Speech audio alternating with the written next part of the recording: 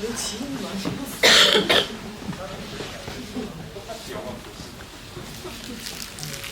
안녕하세요. 네.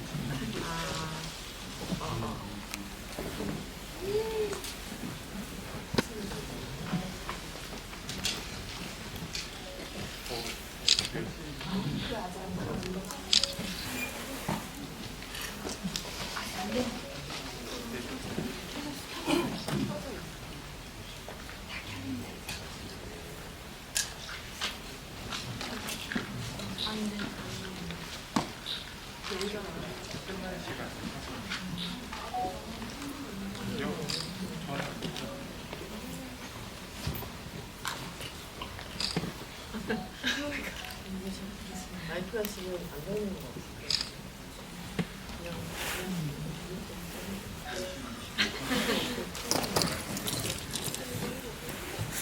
생각보다 시간이 길어져서 제가 먼저 인사를 하겠습니다. 소개를 해드리려고 했는데 게스트분들이 벌써 입장하시는 바람에 테이블에 착석을 하게 됐네요. 오늘 최소한의 선이 개봉기념 관객과에 대해 오신 것을 환영하고요. 저는 진행을 맡은 영화 전문 기자 이은선입니다. 반갑습니다. 네, 안녕하세요. 저는 최소한의 선의에서 희연 역할을 맡은 장윤주입니다. 또 제가 아는 또 분들이 계셔가지고 깜짝 놀랐어요. 저희 딸 그 학부모님들이 학부모님들이 또 이렇게 와주셔가지고 진짜 어떻게 또 이렇게 왔어. 애들 어쩌고. 너무 진짜 다 오셨는데 또 그 외에도 이렇게 또 오늘 개봉날 이렇게 저희 영화를 선택해 주시고 또 늦은 시간인데도 불구하고 GV까지 참석해 주셔서 진심으로 감사드립니다. 영화 즐겁게 관람하셨어요? 네. 진짜 소문 좀 많이 내주세요. 여러분이 정말 어떻게 보면 처음 이렇게 개봉날 보신 거잖아요. 오늘 영화 보고 울었습니다 하시는 분 있으세요? 오, 많이 안 울었구나. 알겠습니다. 이제 다음 우리 또 유미를 소개하겠습니다. 안녕하세요. 최소한의 선의에서 유미 역할을 맡은 최수인입니다. 이렇게 저희 영화 첫 개봉날 늦은 시간 GV까지 함께 참석해주셔서 감사해요. 어머니 아버님 오셨네. 비밀이야. 비밀이에요. 저기만 보게 되잖아. 네, 이렇게 공공연한 비밀이 된 상태로 네. 그리고 훈자 감독님도 인사 부탁드립니다. 네, 최소한의 선이 연출한 김은정입니다. 네, 평일 저녁에 귀한 시간 내서 영화 봐주시고 집이까지 이렇게 기다려주셔서 너무 감사합니다.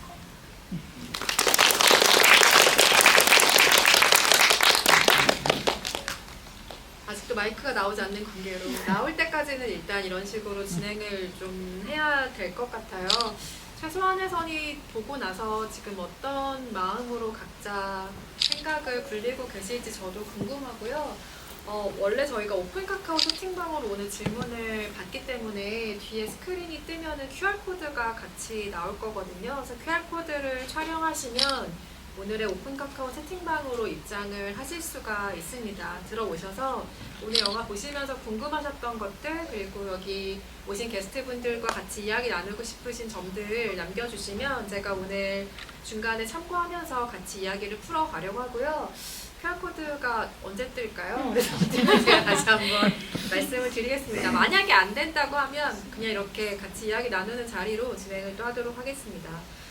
최소한의 선의를 발휘하는 사람들의 이야기입니다. 제목 그대로죠. 발휘하기도 하고 또 받는 사람들의 이야기라는 공감대가 다 있겠지만 애초에 작품에 접근한 최초의 마음들은 조금씩 다르지 않았을까 싶기도 하고요. 같은 영역도 있었겠지만 각본을 다른 분이 쓰시고 연출을 김현정 감독님이 담당을 하셨기 때문에 연출에 접근하는 최초의 마음도 있었을 것이고 또 각각의 역할을 담당하는 배우들이 이 작품에 접근하는 최초의 마음들도 또 궁금합니다. 세 분께 그 시작에 대해서 한번 여쭤보고 싶어요. 일단 장윤주 배우님부터 해주실까요? 네. 네. 지금 아직 뭔가 정리가 안 되는 저희 그냥 할게요. 처음에 제가 이제 시나리오를 받았을 때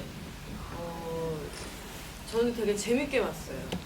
이야기를 좀 그냥 한 번에 쭉 읽혔고 그리고 중간에 좀 반전 같은 것도 있었고 그리고 딱 이렇게 보자마자 유미를 도와주고 싶다.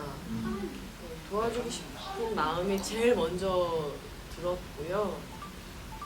그리고 나서 이 영화는 지금 유미는 혹시 캐스팅이 됐어요? 라고 물어봤는데 이제 최수인 배우가 이제 캐스팅이 되어 있는 거예요. 그래서 저는 이제 뭐 최수인 배우가 출연했던 뭐 더 글로리도 그렇고 또 우리들도 그렇고 너무 이렇게 좋은 인상을 줬던 배우여서 되게 어울린다 유미랑 저 그러면 한번 만나보고 싶어요 다 같이 하면서 이제 감독님도 뵙고 또 수인 배우도 만나게 돼서 정말 처음 시작은 되게 단순하게 유미를 도와주고 싶다로 시작했습니다. 유미를 도와주고 싶다는 도와주고 싶다는 마음에서 시작한 이 영화를 선의로 정말 함께하신 장윤주 배우가 최근에는 역으로 도와주세요라는 말을 정말 많이 하고 계십니다. 네. 이 영화를 같이 봐주세요라는 표현을 이제 그렇게 하고 계신 셈인데요. 그 진심에 대한 이야기를 오늘 좀 자세히 나눌 수 있지 않을까 싶고요. 스크린에 QR코드가 떠 있으니 QR코드를 촬영하셔서 오픈 카카오 채팅방으로 인상해 주시기 바랍니다. 최수인 배우는 어떤 마음으로 이 영화의 첫 마음을 가지게 되셨나요? 저는 이제 사실 이 작품 시나리오를 두 가지 버전을 읽고 분석을 했어요. 근데 그냥 이 윤이라는 캐릭터가 임신이라는 주제이기 이전에 사실 같은 이제 여성으로서 아니면 같은 학생 신분으로서 윤이를 봤을 때 되게 도움이 필요한 아이구나. 근데 그 안에서의 영화로서의 그 임주 선생님, 그 희연 선생님과 윤미의 그 따뜻함이 너무 잘 느껴져서 그 부분이 제일 좋았고, 그리고 이제 비록 감독님이 제가 먼저 이제 그런 부분이 있었지만 윤미 선배님을 만나고 나서 뭔가 더 기대가 된 부분도 있었어요. 그래서 이런 현장 분위기에서 이런 스토리를 정말 윤주 선배님과 감독님과 함께 정말 잘 만들어 나가고 싶다라는 생각으로 시작했어요. 김현정 감독님은 어떠셨어요? 네, 저는 이제 원작을 읽고 굉장히 또 저도 재밌게 읽었었고요. 근데 이제 원작은 되게 코미디풍의 사실 작품이었습니다. 그래서 되게 흡입력 있게 잘 쓰여져 있어서 되게 참여하고 싶다 이런 생각을 했었고, 그래서 이제 시작을 했는데 이후에 이제 각색을 이제 또 하게 되면서 좀 고민은 많았던 것 같아요. 제가 이제 읽었을 때 조금 밝고 발랄한 느낌을 좀 시도를 할까, 아니면 좀 제가 원래 조금은 그래도 잘 해낼 수 있는 드라마 장르로 풀까 이런 고민을 하다가 결국 이제 후자를 선택해서 이제 여러분에게 이렇게 보여드린 영화로 완성이 됐고, 당시에 이제 뭐 이야기적인 어떤 흥미 이런 것도 있었고, 근데 이제 개인적으로는 이런 이제 10대 미혼모의 이야기를 풀 때 사실은 이제 이런 이슈들이 그렇게 새롭지는 않잖아요. 이제 고딩 오빠라는 또 굉장히 또 인기 있는 예능도 있고, 근데 이 이제 영화의 스토리에서 이제 그것이 그냥 이제 학생들만의 얘기, 좀 그걸 비극적으로만 비춰지는 이런 지점이 아니라 그것에 같이 고민하는 어른이 있는 사실 그 이제 중심 플롯이 굉장히 좀 차별적이고 매력적이다는 생각을 했던 것 같습니다. 실제로 각색을 할 때 그런 이제 뭐 작품의 톤 앤 매너도 물론 고민을 했지만 이제 두 희영과 유미의 이 인물의 밸런스를 또 어떻게 잡을까 이런 고민을 굉장히 많이 하면서 작업을 했고 굉장히 저한테도 뜻깊은 작업이었던 저는 영화를 처음 봤을 때 가장 첫 인상으로 받았던 게 편집의 리듬이 독특하다라는 거였어요. 좋은 의미로 독특하다는 것이었고 그 독특함이 어디에서 오는지를 생각했을 때 좀 과감하게 생략이 되거나 점프가 된 부분도 많았다는 생각이 들고 그래서 글을 읽고 나서 김수현 작가의 각본 자체가 그렇게 느껴진 부분이 있었는지 아니면 계절의 감각, 뭐 시간의 흐름을 전달하기 위한 장편으로서 이런 편집의 리듬이 나왔는지 감독님께 그 어떤 애초의 편집의 컨셉이라고 할까요? 그걸 먼저 한번 여쭤보고 싶었습니다. 크게 두 가지 정도의 어떤 작용했던 이유들이 있었던 것 같고 첫 번째는 지극히 현실적인 것 같아요. 독립영화라 사실은 이제 원작도 그렇고 조금은 이제 각색을 했던 시나리오도 좀 더 상세하게 사실은 되게 디테일하게 조금 더 많이 쓰여져 있었는데 그걸 이제 연출적으로 구현해내면서 이제 뭐 촬영을 하였으나 조금은 이제 아쉬운 지점과 혹은 현실적으로 좀 그런 지점들에서 좀 빠져야 하는 뭐 그런 지점이 있었고 두 번째는 저의 어떤 영화적인 어떤 방향이 조금씩 사실 변하고 있었던 것 같긴 합니다. 제가 영화를 만들 때 사실 되게 상세하고 리얼리티나 개연성을 엄청 집중하는 사람이었는데 첫 작품이 흐르다 이후에 그런 방식에 대해서 사실 이제 조금은 회의감 같은 게 들었고 조금 더 다른 시도를 해보고 싶다. 영화가 고지고대로 다 전해야지만 관객들에게 무언가를 주는 것이 아니라 오히려 생략되거나 말씀해주신 그런 거에서 또 관객들이 채워주시는 것들이 분명 있을 것이다라는 생각이 되게 많이 커져 있던 시기였었거든요. 그런 지점에서 조금 더 이런 지점에서 오히려 설명하지 않았을 때 반대로 더 풍성하게 느껴지시지 않을까 이런 생각에서 좀 생략된 그런 작품입니다. 마이크가 어디에선가 작동되는 것 같은데 저희에게는 아직 없는 건가요? 이제 입장선까지 혹시 잘 들리시나요?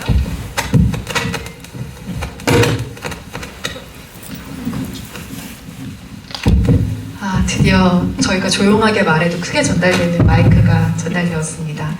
네, 뒷자리까지 질문 잘 들리시죠? 네, 진행에 불편을 드린 점 양해 부탁드립니다. 장윤주 배우 같은 경우는 이제 어느새 배우로도 너무 익숙한 얼굴이 됐어요. 베테랑 시리즈를 시작으로 해서 뭐 세자매, 시민더키 같은 작품도 있었고 또 최근에는 드라마 눈물의 여왕이라는 작품까지 추가가 됐는데 이 영화에서는 아주 새로운 장윤주 배우의 얼굴 우리가 만나게 되죠. 뭐 배우가 한 영화를 선택하는 데는 사실 하나의 이유만 있는 것은 아니고 정말 다종 다양한 마음들이 작용을 하지만 그 새로운 얼굴을 보여준다는 것에 있어서 이 영화의 희연이 그 보여주고 싶었던 얼굴이기에 조금 더 마음이 간 작품이었는지 아니면 나의 배우로서의 무언가를 보여준다기보다는 작품이 가지고 있는 이야기에 조금 더 큰 의의를 두신 것일까? 기준을 따진다면 어느 쪽이 조금 더 클까요?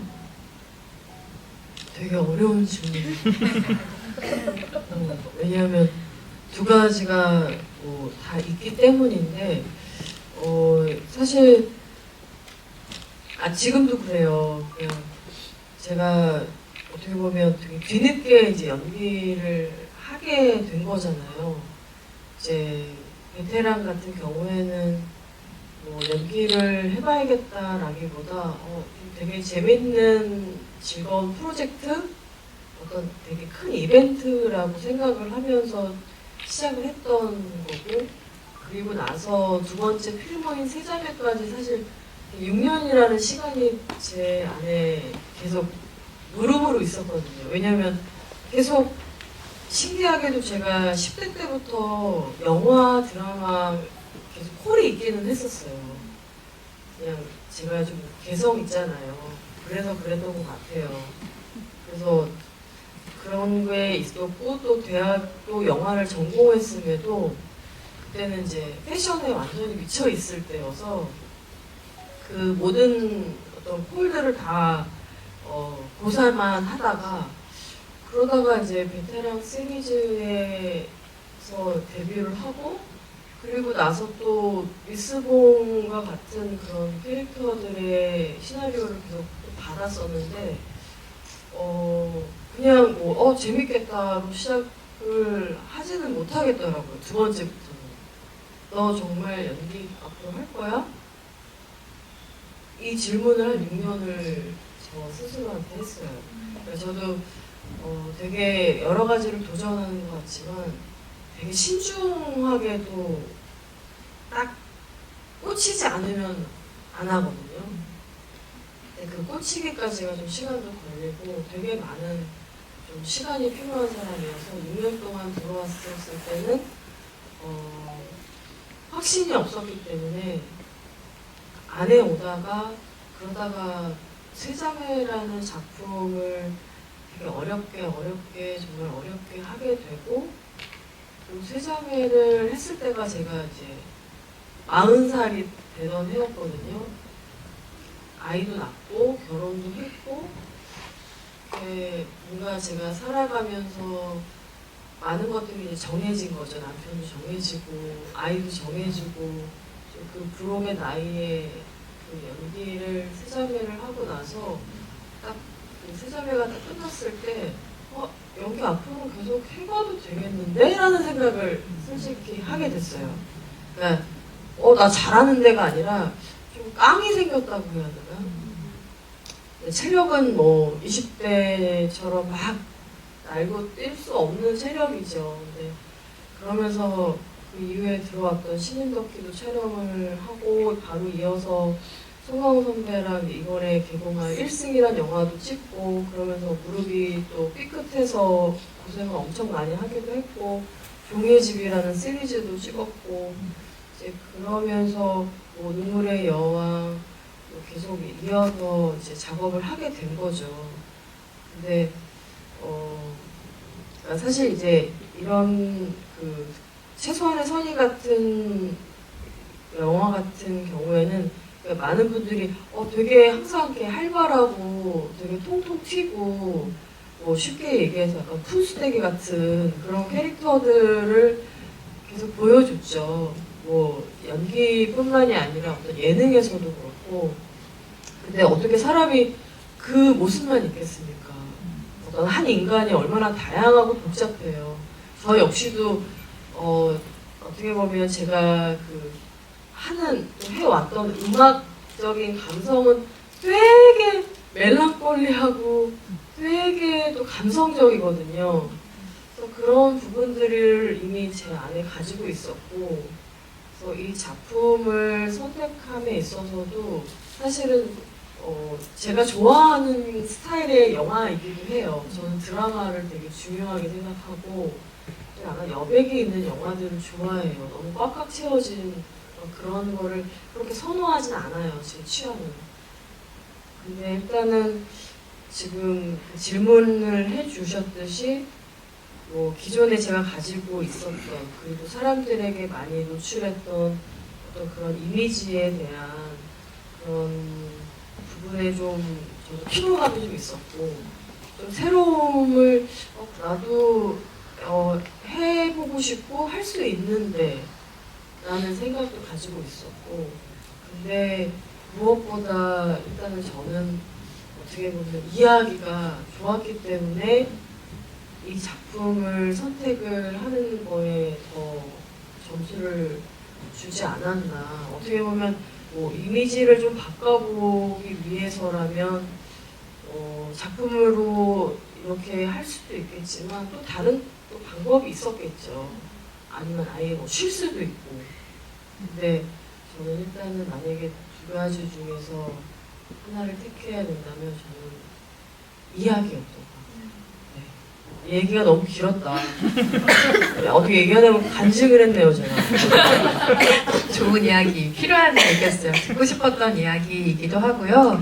최수인 배우 같은 경우는 유미를 연기하면서 그 캐릭터의 마음을 어떻게 이해했을까가 정말 궁금했던 게 저는 유미를 보면서 약간 어른으로서 성인이 된 사람으로서 한 대 얻어맞은 것 같은 기분이 들었던 게 10대 학생이 임신을 만약에 했다면 당연히 자퇴하고 좀 숨어버리고 싶은 마음일 거라고 저도 모르게 생각을 했던 것 같아요. 그런데 유미는 계속 학교에 다니고 싶어 하잖아요. 그리고 학교를 다니면서 아이를 키우는 걸 해낼 수 있다고 일단 믿는 사람이잖아요. 이것은 관계 개인의 가치관에 따라서 유미가 조금 더 깊이 이해되는 사람이 있을 것 같고 나라면 저런 선택을 하진 않을 것 같은데 라고 생각하는 사람이 있을 수도 있을 것 같아요. 최수인 배우는 어떤 쪽에 조금 더 가까웠어요? 유미의 학교에 계속 나가고 싶은 마음을 이해하셨나요?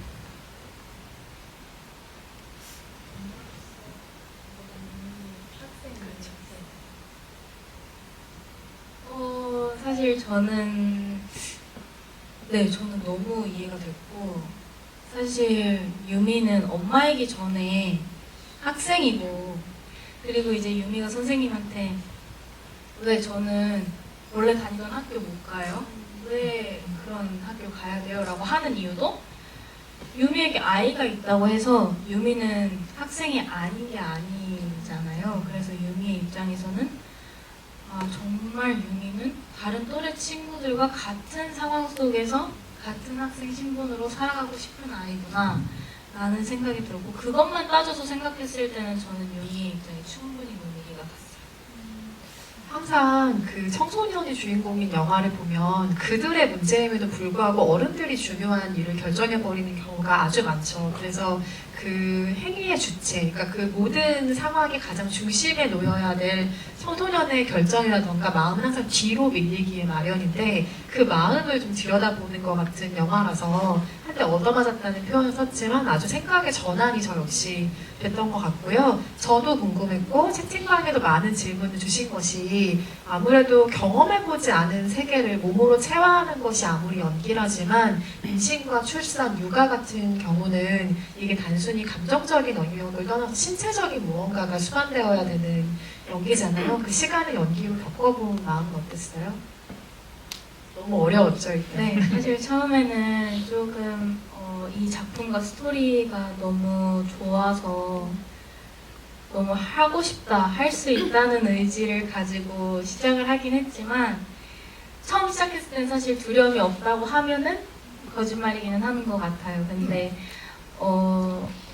제가 생각하기보다 이 임신이라는 것 자체가 너무 많은 게 따르는 부분이고 또 그거를 책임이나 유미가 학생으로서의 그 감정성까지 이제 함께 하는 게 어려움은 있었는데 아무래도 이제 윤주 선배님이 한 아이의 어머님이시다 보니 정말 큰 도움이 됐던 것 같아요. 그냥 진짜 사소한 그런 뭐 산후우울증이라든지 아니면은 뭐 그 과정 속에서의 아픔과 슬픔, 뭐 감정도 이렇게 하잖아요. 그러면 그런 부분들까지도 미세하게 정말 많이 배워가면서 촬영을 한 것 같아요. 그 촬영 현장에 어떻게 되게 공교롭게도 그 임신과 출산의 경험이 있는 사람이 저밖에 없어요. 감독님도 미혼이시거든요. 그러니까 제가 옆에서 이제 저밖에 없어서 되게 아프고 힘들어. 그래서 이제 얘기를 이렇게 저렇게 많이 했던 것 같아요. 촬영장의 주연 배우이자 멘토로서 또 네, 활약을 경험자. 하셨군요. 김현정 감독님의 경우에는 어떤 연장선에서의 이 작품이 이어진 것이 아닌가라고 생각되는 지점이 있어요. 무슨 얘기냐면 아까 흐르다라는 영화를 잠시 언급해 주셨는데 보신 분들이라면 아시겠지만 감독님의 전작 흐르다를 보면 딸로서의 역할과 워킹홀리데이를 떠나야 하는 자기 자신의 상황에 처한 주인공의 이야기거든요. 거슬러 올라가서 단편이 나만 없는 집이라는 영화를 보면 가족 사이에서 좀 고립되어 있는 어떤 아이가 걸스카우트 입단을 포기하지 않는 이야기예요. 이 연결선을 쭉 보면 이들의 행동을 욕망이라고 표현하기는 조금 어렵지만 일단 이 영화의 유미도 아이도 학업도 포기하지 않는다는 점에서 무언가를 포기하지 않는 주인공에 대한 이야기를 지속해서 하고 계신 것으로 감지되기도 하거든요. 이 연장선에 있는 이야기라고 스스로도 느끼신 적이 있는지, 감지하신 적이 있는지 궁금해요. 사실 어떤 욕망을 기준으로 생각을 해본 적은 없는데, 근데 이제 내성적인 어떤 인물들, 그러니까 이제 내 안에 무언가가 굉장히 많은데 그거를 남에게 이제 차마 표현하기 굉장히 어려워하는 사람들의 이야기랑 측면에서는 공통점이 있는 것 같고, 근데 그것이 어떤 외부적 어떤 것 때문에 위협을 받았을 때 사실 내성적이나 그렇다고 그런 것이 내면에 어떤 힘이 없다거나 그런 건 절대 아니거든요. 그래서 그런 것들을 조금씩 드러내는 것에 좀 흥미를 느끼는 것 같긴 해요. 네.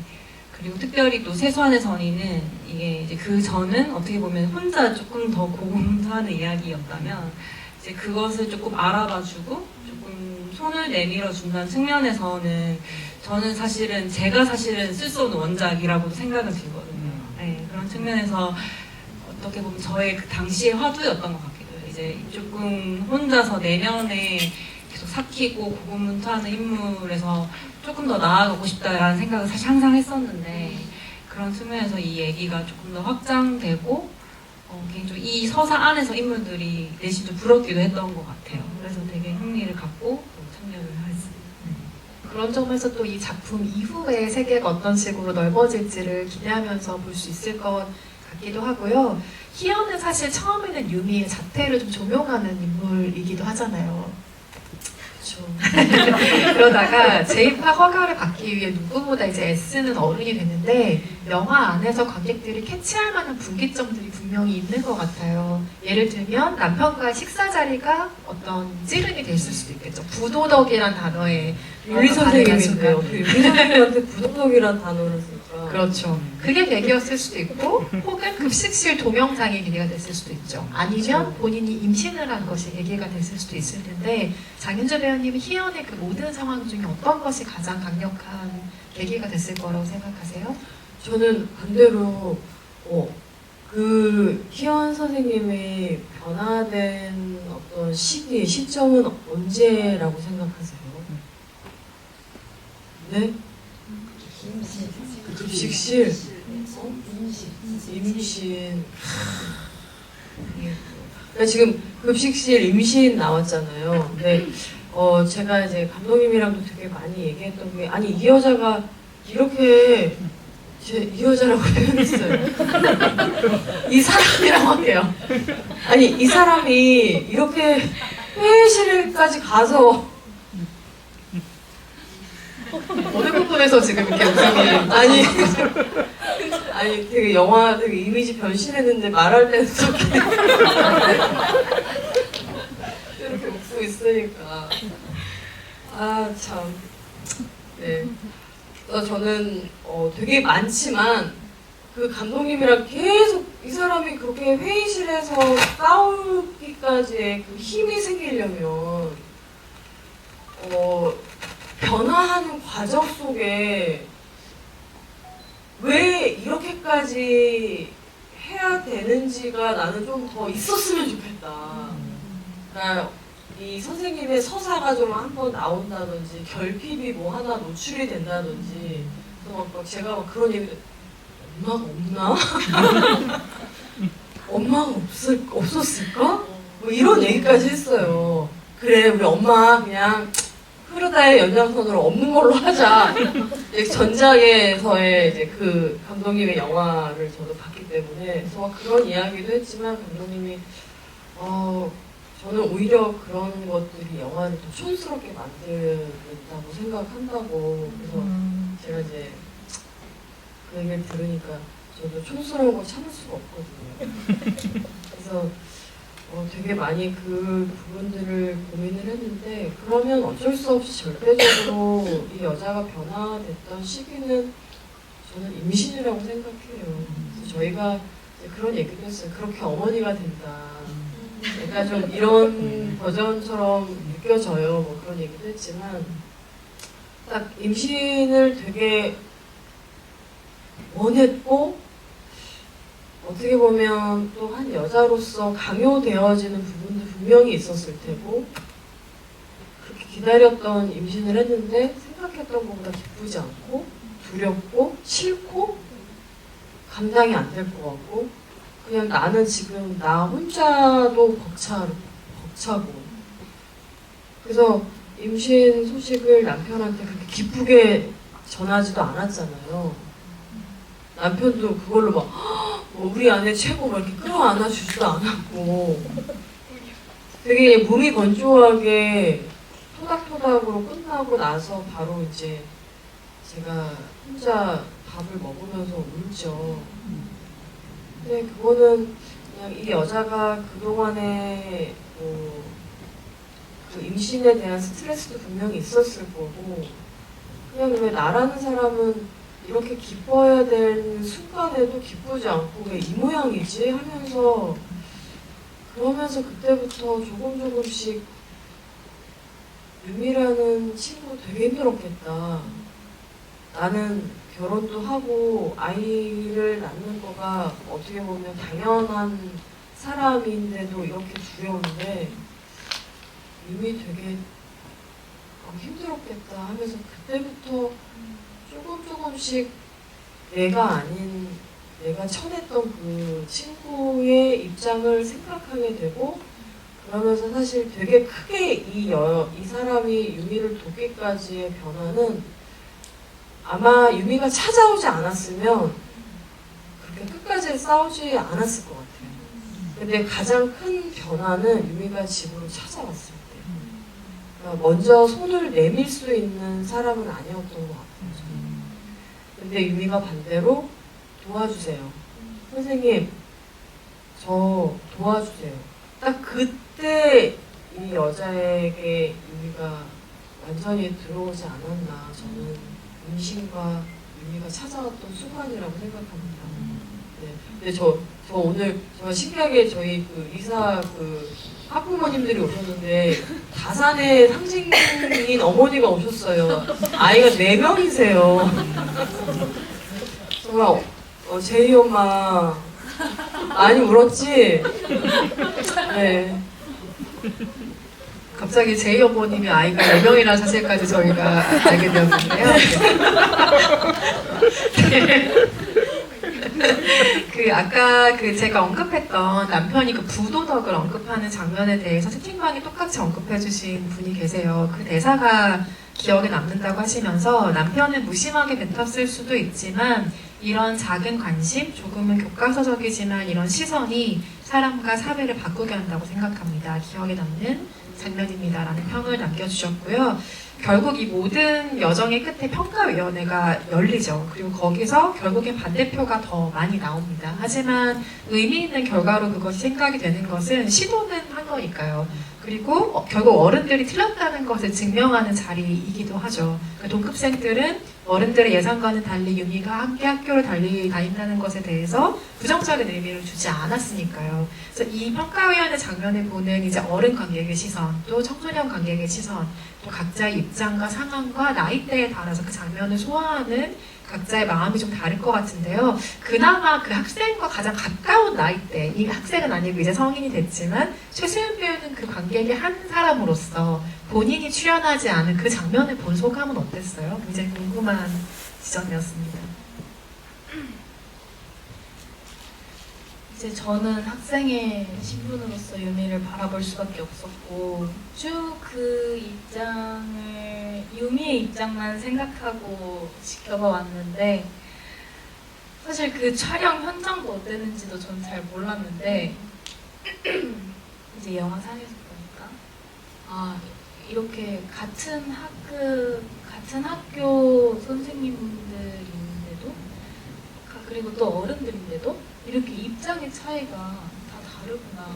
그래서 저는 솔직히 이 사람 한 사람의 입장이 이해가 안 간다 이런 부분은 없었지만 그럴 수 있어 라고 사실은 다 이해가 갔던 것 같아요. 하지만 저는 유미로서 유미가 행복하길 바라기 때문에 찬성표가 나왔으면 좋겠고 그래도 유미가 학교에 갈 수 있으면 좋겠다는 생각을 하고 참여를 했지만 그냥 유미가 아닌 저 스스로로 생각을 해보면 모든 거기에 있는 학부모들과 선생님들의 입장이 이해가 안 갈 수가 없었다. 그러니까요. 그 장면이 그래서 명장면이에요. 분명히 저 사람의 말에는 어떤 이성적인 판단으로 내가 공감하면 안 돼. 공감할 수 없는 얘기야. 나의 감수성과는 맞지 않아라고 반응하지만 실은 틀린 말하는 사람은 아무도 없거든요. 그 자리에. 그래서 그 첨예한 입장을 보는 것이 그 누구의 편도 들 수는 없지만 유미가 다시 학교로 돌아왔으면 좋겠다라는 분명한 바람 하나를 가지고 보게 되는 장면이기도 하고요. 또 이 영화에서 가장 역동적인 장면 중에 하나를 꼽으라면 급식실 장면이 있겠죠.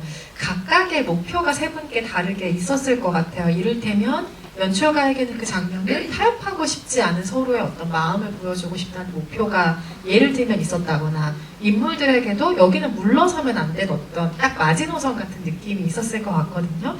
여러 장면을 언급하고 싶은 게 많지만 급식실 장면을 대표적으로 각각의 어떤 말하자면 목표 설정들이 있었는지 얘기를 한번 들어보겠습니다.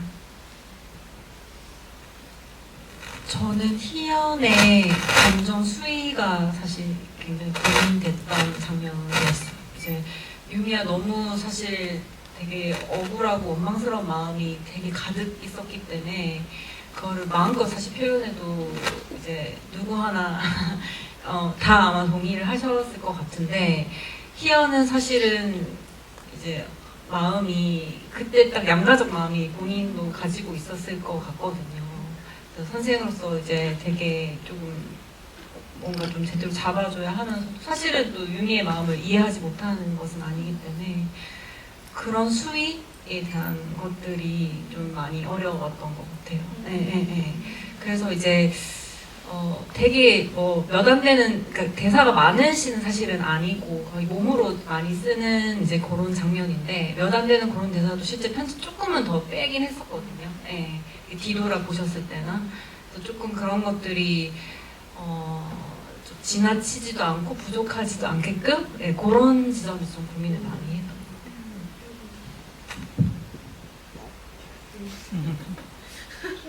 것 같아요. 그 급식실에서 어떻게 보면 이 최소한의 선의에서 가장 큰 액션씬이었어요. 네, 액션씬이었고 되게 중요하다고 생각했어요. 이제 영화의 중간을 달리고 있고 약간 이 두 사람의 그 감정이 그냥 눈빛으로 그냥 삭히는 어떤 그런 흐름이 아니라 그냥 몸으로 부딪히는. 그러니까 희연 선생님도 어떻게 보면 이제껏 살아오면서 남편이랑도 그렇게까지 그 누구와도 그렇게까지 막 몸으로 이렇게 몸싸움을 하거나 이런 적이 없는 사람일 거예요.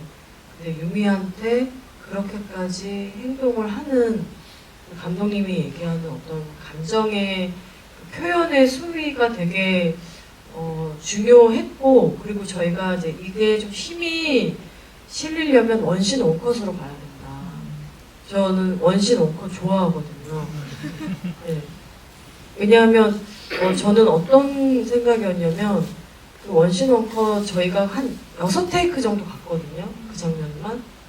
근데 쇼한다고 생각하자. 그러니까 제가 패션쇼 무대를 오래 섰던 사람이어서 패션쇼 무대에서는 한 번에 기를 쫙 모아서 한 번에 터트려야 되거든요. 그때 에너지를 분산시키지 않고 하나로 완전히 딱 압축해서 터트려야 되는 게 있어서 그렇게 가져가자라는 마음가짐이었고 그리고 그 장면에서는 그 희연 선생님이 그동안에 가지고 있는 뭐 유미뿐만이 아니라 어떤 개인적인 모든 감정들이 다 뒤섞여서 약간 분노 플러스 어떤 스트레스, 히스테릭한 모든 것들, 불만 이런 것들을 다 표출하는 장면이었어서 근데 되게 그 수인이도 그렇고 저도 그렇고 되게 즐거워하면서 그리고 촬영 감독님도 되게 재밌게 촬영을 하고 또 그날 수인이 어머니께서 현장에 와주셨잖아요. 엄마까지.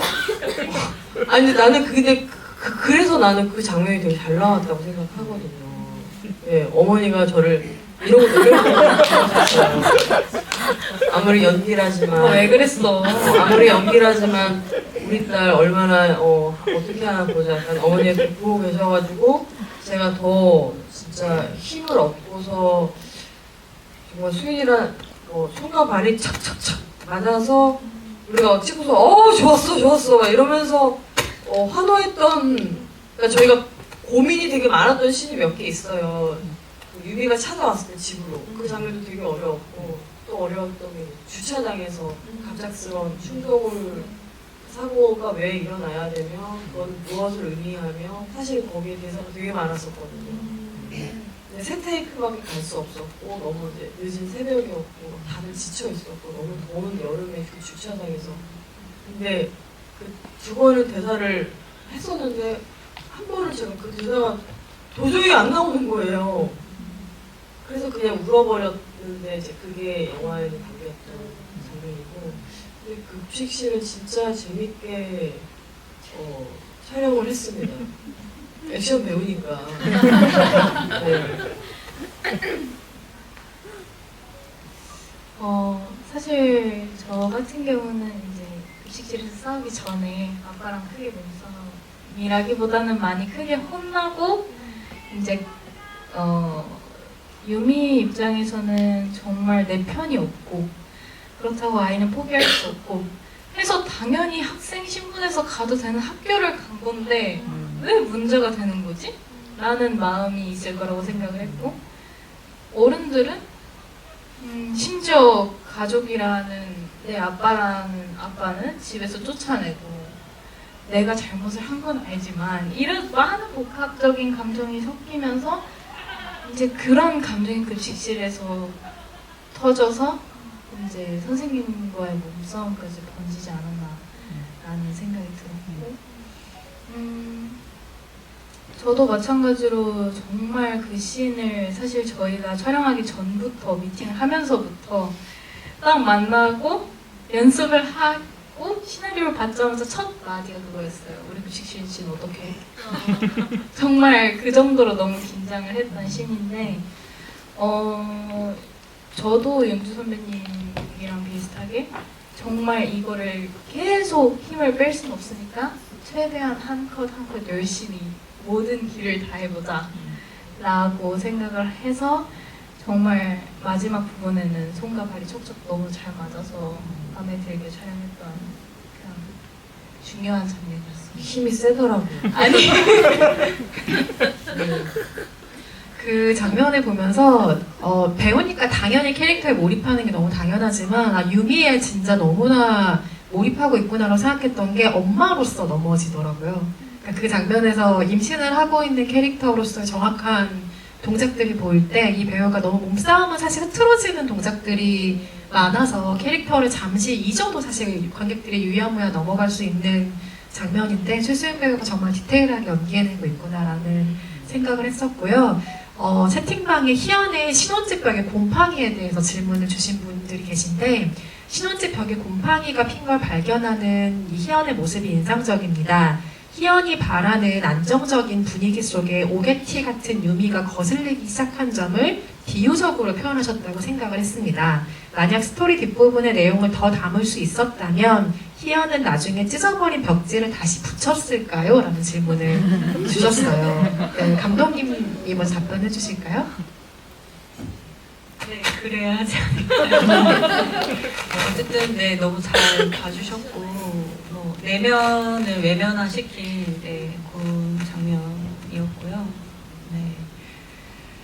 사실 뭐 그런 과정 조금 이제 집을 다시 이렇게 어떻게 보면 무너지고 상상된 집을 고치는 하나씩 쌓아 올리는 것까지 보여줬다면 너무 좋았겠지만, 네, 거기까지는 또 이후에 우리가 직접적으로 두 분이 실제로 관계에서 회복되는 또 그런 장면이 있기 때문에 그거가 연결지어서 상상해 주시면 좋을 것 같아요. 네. 그러니까 어떻게 보면 그 급식실은 이제 둘이 이렇게 붙는 액션씬이었다면 또 저 혼자의 액션씬은 그 장면이었어요. 저는 약간 그 장면에서 되게 좀 스릴러의 어떤 한 장면처럼 담아내고 싶다. 또 제 안에 내 눈빛에도 스릴러가 있잖아요. 그리고 커터칼이 딱 나오잖아요. 그래서 약간 그런 이렇게 분위기를 좀 스스로 가졌던 것도 있고, 그리고 그 컷 역시도 딱 2테이크만 가는데 그냥 진짜 시원하게 확 그거를 그어버렸고, 그리고 그 곰팡이는 그냥 희원 선생님처럼 되게 겉으로 없는 윤리 선생님이고 되게 모든 것들이 되게 말끔해 보이지만 사실은 안에는 곰팡이가 있는 그런 내면의 사람인 거예요. 그냥 왜 그래? 라고 이유를 묻자면 자기도 모르는 것도 있는 것 같아요. 그리고 뭐 얘기를 하자면 또 되게 많은 이 사람 안에 진짜 썩어버린 것들이 곰팡이가 되어버린 것들이 분명히 있을 것이다. 저는 모든 인간은 다 있다고 생각하거든요. 그거를 되게 좀 희연 선생님만의 강렬함으로 좀 그렇게 표현하고 싶었어요. 또 유미 아버님의 어떤 퇴장에 관련한 질문이 있습니다. 유미 아버지가 입양 관계자 만나는 자리에서 먼저 들어가 있으라고 한 장면 이후에 유미와 동생의 장면은 계속 나오는데 집 안에서 아버지는 한 번도 등장하지 않습니다. 흐름상 삭제가 된 건지 궁금합니다. 라는 질문을 주셨어요. 네, 삭제가 됐고요. 실제로 촬영한 장면이 있습니다. 이제 유미가 전몸살을 앓을 때 이제 되게 그 방 안에서 막 땀 흘리면서 끙끙 앓는데 그때 아버지가 동생이랑 같이 도와주는 장면을 사실 찍었었거든요. 근데 이제 그 장면을 넣고 싶었지만 또 이후에 또 진행되거나 해야 할 장면들이 많아서 불가피하게 생략이 되었습니다. 그쵸. 아버지가 처음에는 좀 너무하다 싶을 정도로 임신 사실을 들었을 때 유미에게 대하긴 하지만 나중에 희연 선생님을 찾아가서 말하는 걸 들어본다던가 여러 가지 상황상 보면 또 딸의 임신과 출산에 어느 정도 잘 적응해 가고 딸을 도와주려는 아버지의 마음이 또 읽히기도 하는 것 같습니다. 짧고 굵은 질문 주신 분도 계신데요. 유미는 잘 살고 있을까요? 라는 질문 주신 분이 있는데 유미가 답변을 해야겠죠? 근데 저는 유미라면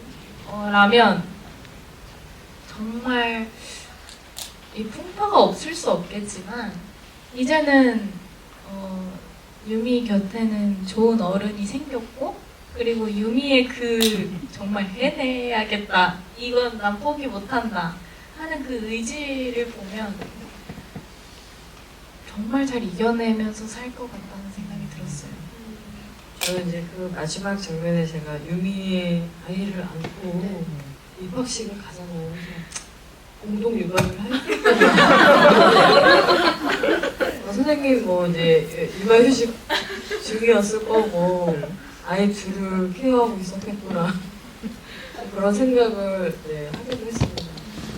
영화가 초반에 자세히 보면 희연과 유미의 상황을 계속 교차하고 대꾸해서 보여주는 방식이 있잖아요. 채팅방에도 재미있게도 유미는 잘 살고 있을까요? 엄청난 대꾸의 질문을 주신 분이 계십니다. 희연은 남편과 잘 살았을까요? 라는 질문을 주셨네요. 이혼하지 않았을까요? 갑자기 앞장으로 잘 살았겠죠. 희연 선생님은 아이 낳고서 그리고 유미라는 또 이제 이 학생과 계속 잘 유대하지 않았을까 생각을 하고 또 저는 이제 영화를 보고서 그런 생각을 했어요. 그냥 이 영화에 나오는 모든 인물들이 다 최소한의 선의는 했다고 자기는 생각을 할 거예요. 아버지도 나는 최소한의 선의는 했어 딸한테. 그리고 그 남자친구 역시도 나 10만 원 몇 번 줬어. 나 최소한의 선의는 했어 라고 생각을 할 수 있고 모든 인물이 다 최소한의 선의는 저는 했다고 생각해요. 그래서 어떻게 보면 최소한의 소통을 또 최소한의 선의가 또 이어지지 않을까. 그래서 저는 사실 뭐 감독님이랑 이제 그런 얘기도 많이 했지만 최소한의 선의라는 거는 어떤 관심, 타인에 대한.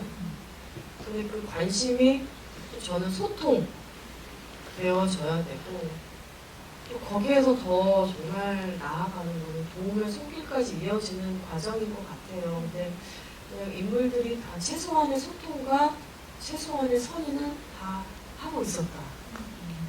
그런 생각을 했었어요.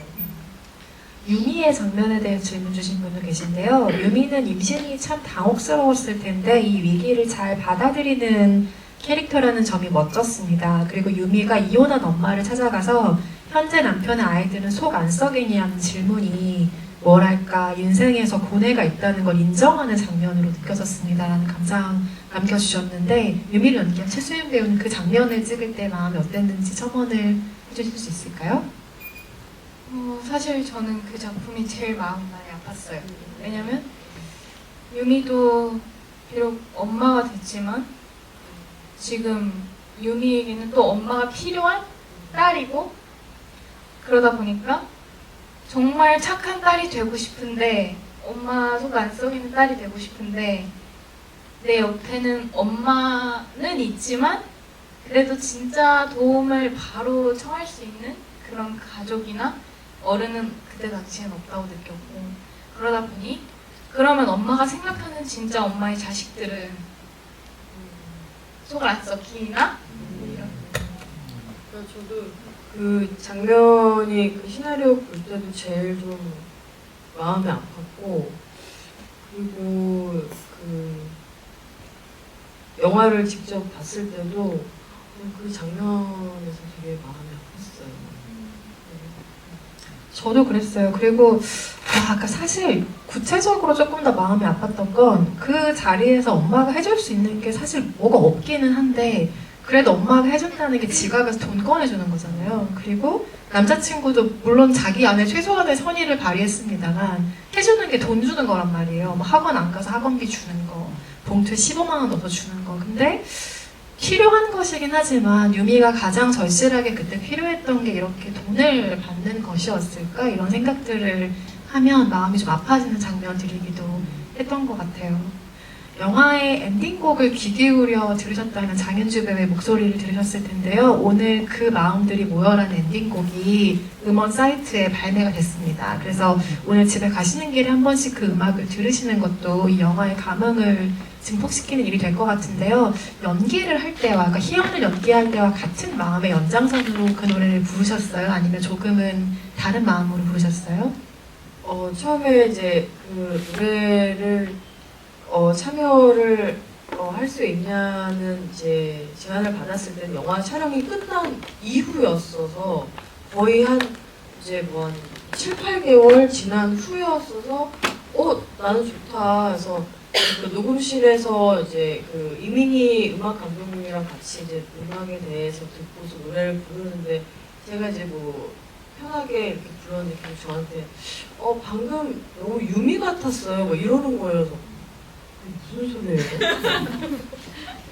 유미처럼 말고 희연처럼 불러주세요. 근데 내가 희연 갑자기 막 잊고 있었는데 희연 선생님 이러면서 다시 그 감정들을 좀 꺼내서 그러면서 진짜 디테일하게 그거를 또 감독님이 되게 원하셨고 그 음악 감독님이 그래서 그날 정말 오랜만에 또 희연을 마주하면서 듣고 있었습니다.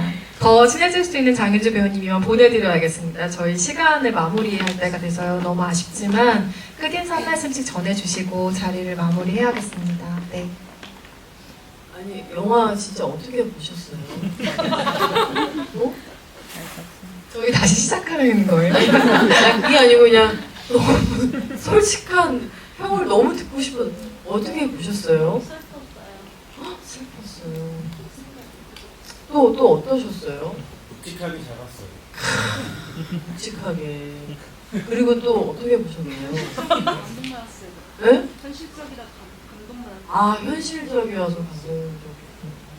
또 어떤 좀 얘기 좀 해주세요. 또 어떻게 보셨어요? 아마 오늘 돌아가시면 각자 SNS 등등의 소감을 또 남겨주시지 않을까요? 제가 다 찾아볼게요. 하나도 빠짐없이 여러분의 감상평을 기다리고 있겠습니다. 그리고 진짜 다시 한번 이렇게 또 개봉날 와주셔서 진심으로 감사드리고 여러분의 한 줄 한 줄 또 입소문이 되게 중요하고 제가 오늘 제 유튜브 윤주르의 최소한의 선의를 이제 홍보했고 저희가 사실 뭐 홍보할 수 있는 통로가 그렇게 많지 않아서 제가 윤주르의 이제 저희 최소한의 선의를 좀 재미있게 이렇게 올렸는데 거기에 제가 공약을 하나 걸었어요. 공약 3만 넘으면 최수인 배우랑 촬영했던 영파요구에서 버스킹 하려고. 버스킹 할 수 있게 도와주세요. 여러분의 한 줄 한 줄, 여러분의 입소문이 지금 정말 소중합니다. 만나서 반가웠습니다. 감사합니다. 버스킹은 상의가 된 거죠? 같이 하시는 건? 당연하죠. 감독님은 잼배 치고 있죠? 이렇게 늦은 시간까지 영화 함께 해주시고 또 이렇게 대화 나눌 수 있어서 너무 행복했고요. 사실 연두 선배님 너무 잘 말씀해 주셨지만 저한테 있어서도 이 최소한의 선이라는 영화가 참 소중한 영화인 것 같아요. 그래서 물론 글로리도 있고 이제 작품들이 있었긴 했지만 20살 성인이 돼서 첫 출연하게 된 이제 상영 영화기도 했고 그리고 또 많은 거를 배울 수 있었던 윤주 선배님이랑 더운 여름에 너무 열심히 10달 임신 과정을 거치며 준비했던 그런 영화니까 정말 소문 많이 부탁드리고요. 감사합니다.